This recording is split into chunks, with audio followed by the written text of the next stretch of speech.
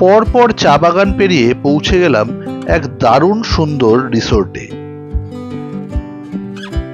পাহাড়ের কোলে খুব সুন্দর সাজানো গুছানো একটি রিসোর্ট।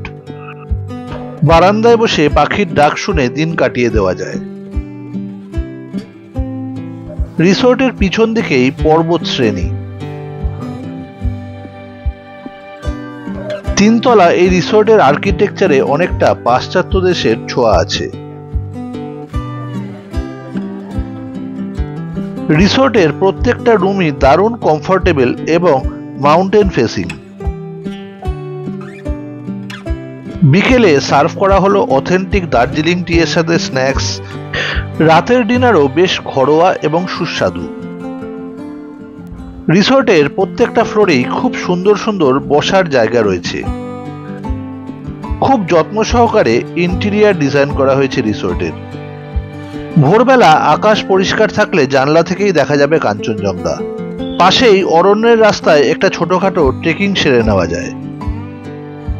আবার অপর প্রান্তে একটু এগিয়ে গেলেই শুধু চা বাগান। মাঝে মধ্যে কুয়াশায় ঢেকে যাচ্ছে চারিদিক। ঘরে বসে দামি চা এবং প্রকৃতি একসাথে উপভোগ করো। রিসোর্টের ভিতরটাও এতটাই সুন্দর যে এখানেও সময় কাটাতে বেশ ভালোই লাগবে। এই রকম নতুন নতুন জায়গার সন্ধান আমাদের চ্যানেলে আমরা দিয়ে থাকি। Welcome to my channel Pushpal explores.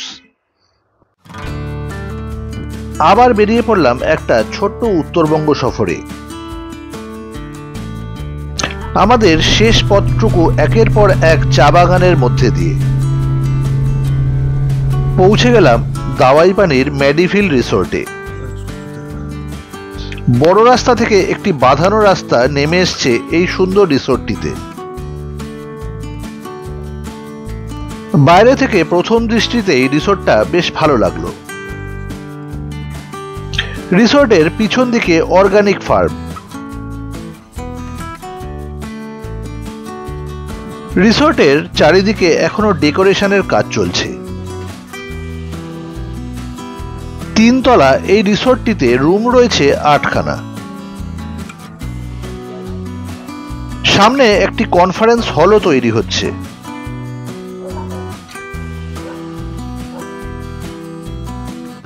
রিসোর্টে 3টে ফ্লোর। আমাদের রুম অ্যালট করা হয়েছে গ্রাউন্ড ফ্লোরে। দরজা দিয়ে ঢুকেই গ্রাউন্ড ফ্লোরে খুব সুন্দর একটা বসার জায়গা। পুরো রিসোর্টটাকে ঘুরে দেখতে হবে। সিঁড়ি দিয়ে ওপরে উঠতে থাকলাম।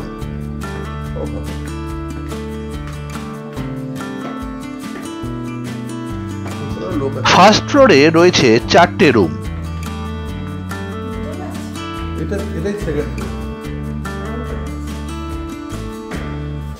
ফার্স্ট ফ্লোরে একটা খুব সুন্দর বারান্দা রয়েছে।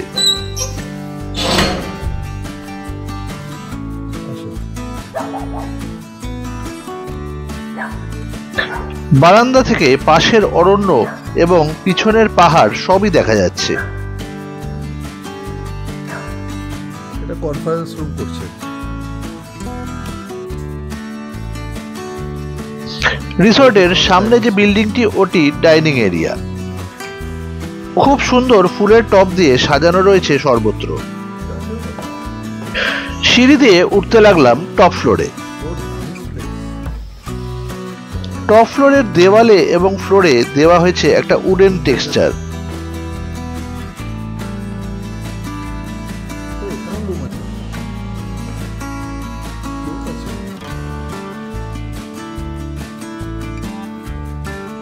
একটি বড় কাচের জানলা দিয়ে বাইরে তাকালেই পর্বত শৃঙ্গ। এখন বিকেল বেলা, চারিদিক তাই কুয়াশাচ্ছন্ন।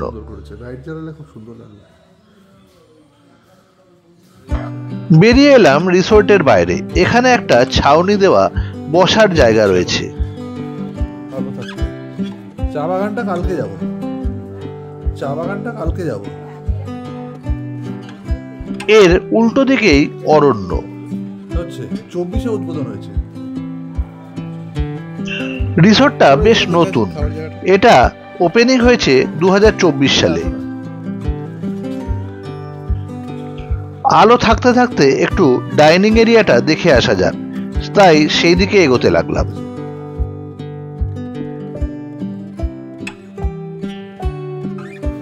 ডাইনিং এরিয়াটা বেশ বড়, এখানে অনেকে একসাথে বসে লাঞ্চ এবং ডিনার সারতে পারবে। হাত ধোয়ার জায়গাও রয়েছে।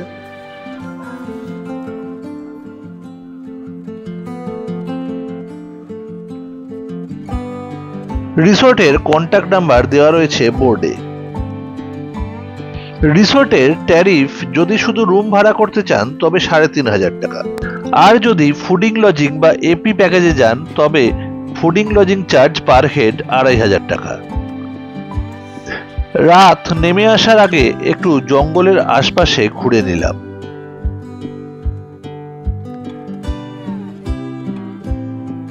এটা আমাদের ডাবল বেডের রুম, খুব সুন্দর সাজানো গুছানো রুম।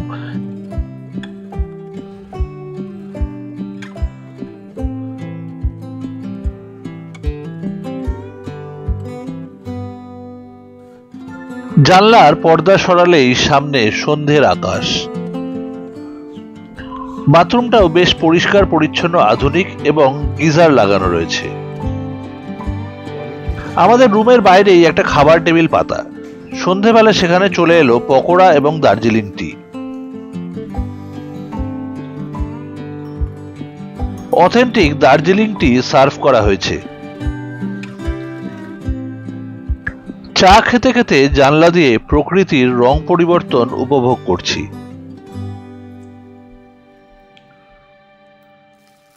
এখনো বাইরে কিছুটা আলো রয়েছে, তাই চা খেয়ে আবার বেরিয়ে পড়লাম বাইরে। হ্যাঁ, গাড়ি এখানে চলে যেতে পারবে, সিঁড়ি আছে, ও এখানে রান্না করে, এখানে সার্ভ করে। হ্যাঁ, এটা রান্না ডাইনিং স্পেস ওখানে না, এটা এই যে এখানে ডাইনিং স্পেস, এইখানটা ডাইনিং।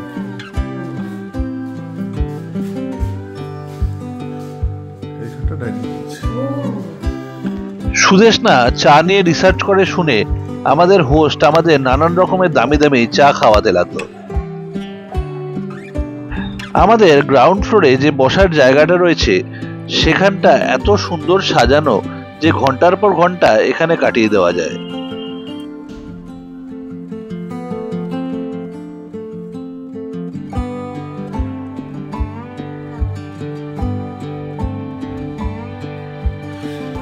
রাত ৮টা সাড়ে ৮টা নাগাদ চলে এলাম ডাইনিং এরিয়ায়। রাতের অন্ধকারে আলোকিত রিসোর্টটা দারুণ দেখতে লাগছে।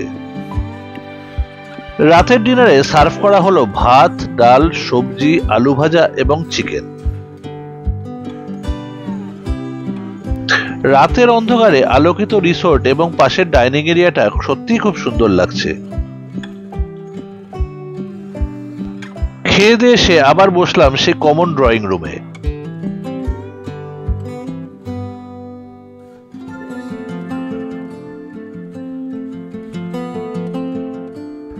মনে মনে ভাবছিলাম কত যত্ন নিয়ে সাজানো হয়েছে এই ড্রয়িং রুমটাকে।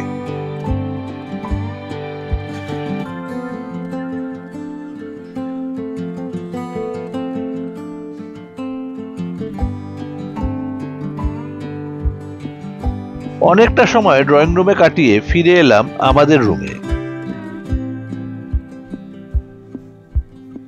পরদিন সকাল, জানলার পর্দা সরাতেই দেখলাম বাইরেটা একেবারে কুয়াশাচ্ছন্ন।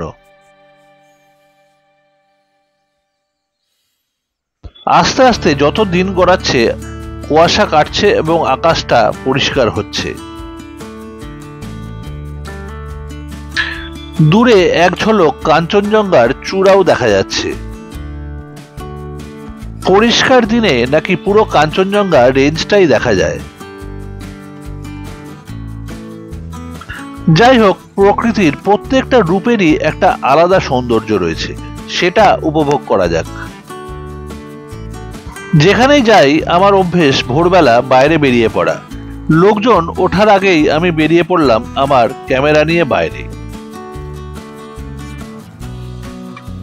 প্রথমে এগোতে লাগলাম যে পথ দিয়ে রিসোর্টে এসেছি সেই দিকে। একটু উপর থেকে পুরো রিসোর্টটা কি সুন্দরই না লাগছে। এইবার হাঁটা লাগালাম উল্টো দিকে জঙ্গলের ভিতর। জঙ্গলের পথে চলার একটা রাস্তা করা রয়েছে, সেই পথ ধরেই এগোতে লাগলাম।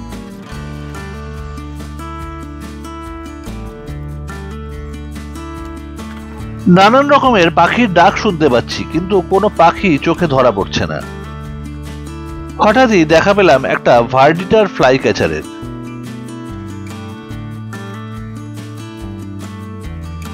জঙ্গলের মধ্যে দিয়ে একটা সিঁড়ির মতো পথ করা রয়েছে, সেটা ধরেই এগোতে লাগলাম।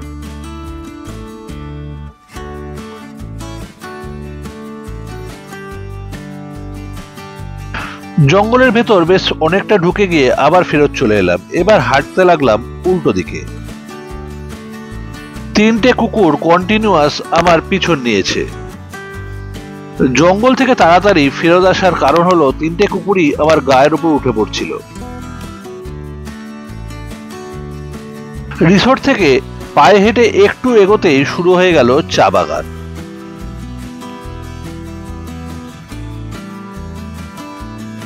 আরো একটু এগোতেই বড় পিচের রাস্তা।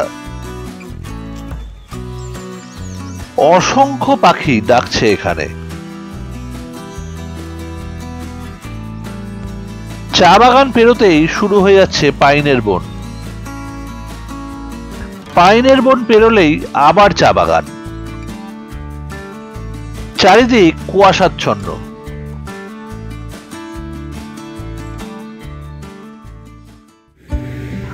সিনিক বিউটিতে এই জায়গাটা যে কোনো বড় বড় হিল স্টেশনকে টেক্কা দিতে পারে। চা বাগান কচি চা পাতায় সবুজ হয়ে রয়েছে। কুয়াশা আস্তে আস্তে ঘিরে ফেলছে চারিদিক।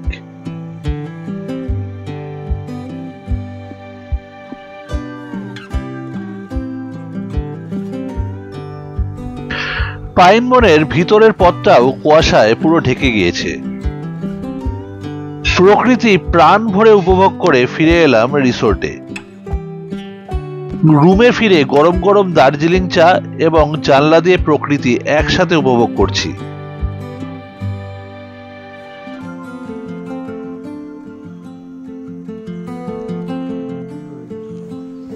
সাড়ে 8টা নাগাদ চলে এলাম খাওয়ার জায়গায় ব্রেকফাস্ট সারতে। ব্রেকফাস্টে পরিবেশন করা হয়েছে লুচি, ডিমের অমলেট এবং আলুর তরকারি, সঙ্গে কফি। প্রকৃতির মধ্যে দারুণ সুন্দর একটা রিসোর্টে খুব সুন্দর একটা স্টে হলো।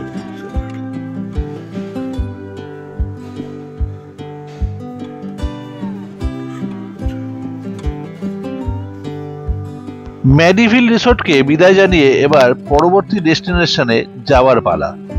जाने का मन नहीं कर रहा। अच्छा, इस टाइम तो टेंशन लेके जा रहे हैं। होता है ना, ये रेड मैपल ये ओरिजिनल। रेड पेपर ओरिजिनल, इसका हमेशा ऐसे ही रहेगा। अच्छा, अच्छा। रहेगा। और आपको फिर इस टाइप का इसका स्टीम भी, स्टीम आप देखेंगे ग्रीनिश है, ओके। उसका रेडी रहता है स्टीम। रेड है। अच्छा, अच्छा, अच्छा।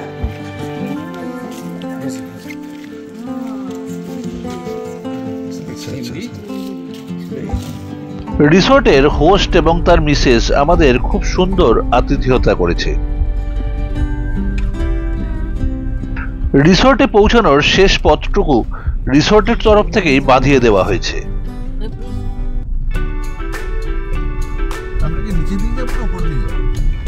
একটা সুখকর অভিজ্ঞতা নিয়ে রওনা দিলাম আমাদের পরবর্তী ডেস্টিনেশন কালিম্পংয়ের ডেলো রিট্রিটের উদ্দেশ্যে। সকলে ভালো থাকবেন, সঙ্গে থাকবেন। আবার দেখা হবে খুব শীঘ্রই।